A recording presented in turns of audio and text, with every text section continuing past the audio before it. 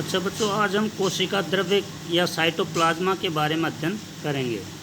जैसे कि प्याज की झिल्ली ले लो या फिर मनुष्य के गाल की कोशिका की स्लाइड जो है वो बना करके ना, और हम माइक्रोस्कोप की सहायता से इनकी देखते हैं तो उसके अंदर एक हल्का सा धब्बा सा दिखाई देता है। जो इनकी धब्बा दिखाई देता है इसे हम कोशिका द्रव्य कहते हैं। अर्थात अपन ये कह सकते हैं कि कोशिका के केंद्रक और कोशिका झिल्ली के बीच में एक द्रव पदार्थ भरा रहता है, उस द्रव पदार्थ को कोशिका द्रव्य कहते हैं।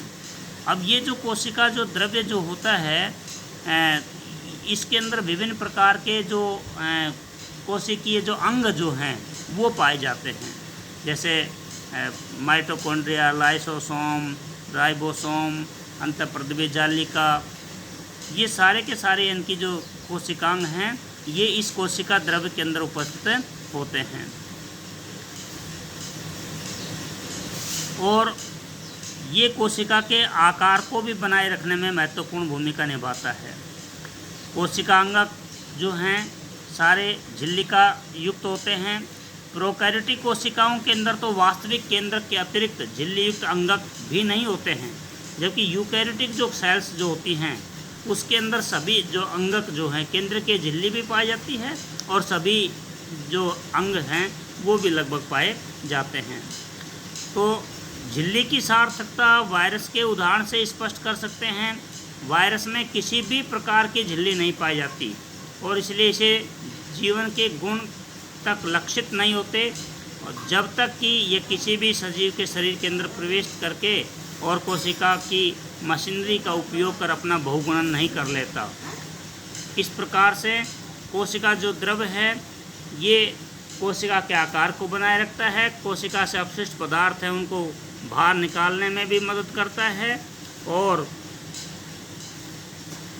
कुछ इनकी प्रोकैरियोटिक और यूकैरियोटिक जीव के अंदर डिफरेंसेस दिए गए हैं कि प्रोकैरियोटिक जो हैं इनका आकार जो है 1 to 10 माइक्रोमीटर होता है, और जबकि यूकैरियोटिक का 5 to 100 माइक्रोमीटर होता है। ये बड़े आकार की होती हैं।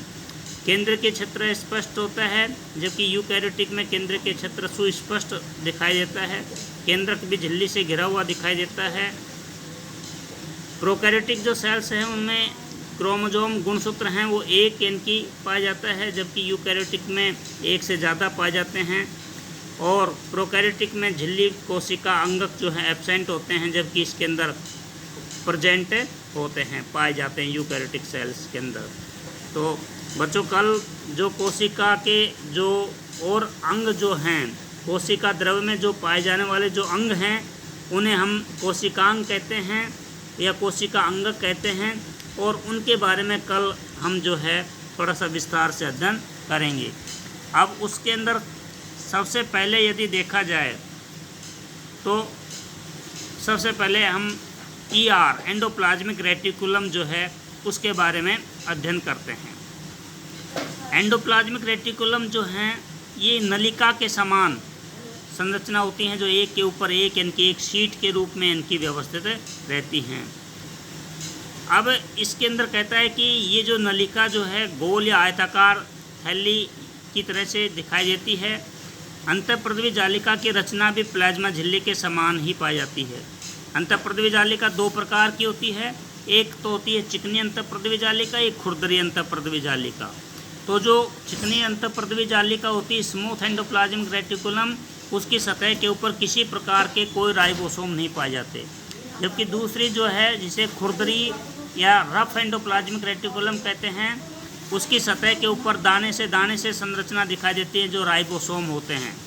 और राइबोसोम जो हैं ये आप सभी को इनकी मालूम है कि ये प्रोटीन संश्लेषण का कार्य करते हैं। प्रोटीन संश्लेषण का कार्य करने के इनकी काम किया जाता है।